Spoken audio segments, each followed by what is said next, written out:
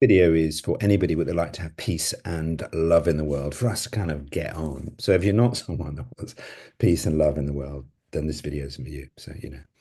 Also, if you want a video that's really perfect and scripted and well designed, this is also not for you.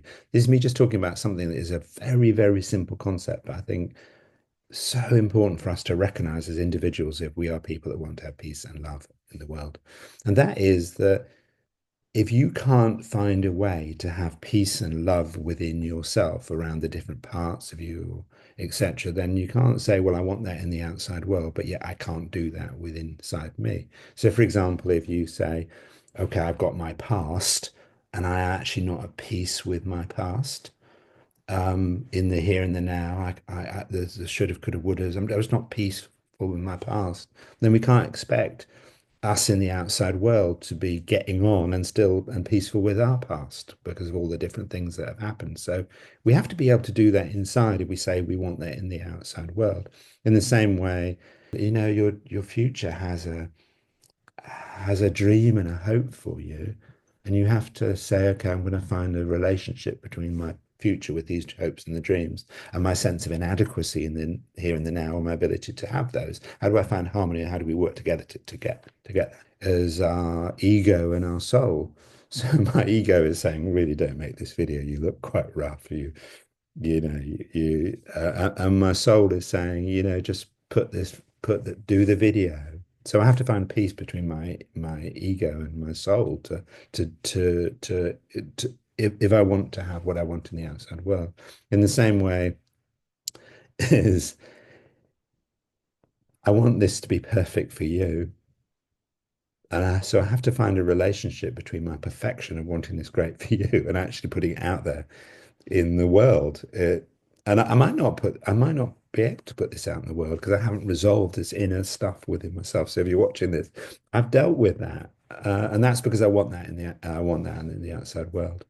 And it's the same with, you know, if we want people to get on, then we have to find ways for us to get on with the people in our lives. And we might have very different views and very different things, but what's the way that we could get on and say, well, I never speak to them because they're like this. Well, then that's never going to happen in the outside world. So, you know, it is an inside job. And then I think for me, the biggest shift within this whole thing of the internal and the external was when I was in LA in 1980 and I was working at an acupuncture college and I had to study some uh, ancient Chinese theory, and it was the five elements. And I remember sitting in the first class learning about the five elements. It was like I had saw the Matrix. I mean, I've obviously not seen the film; wasn't out at that stage, or documentary.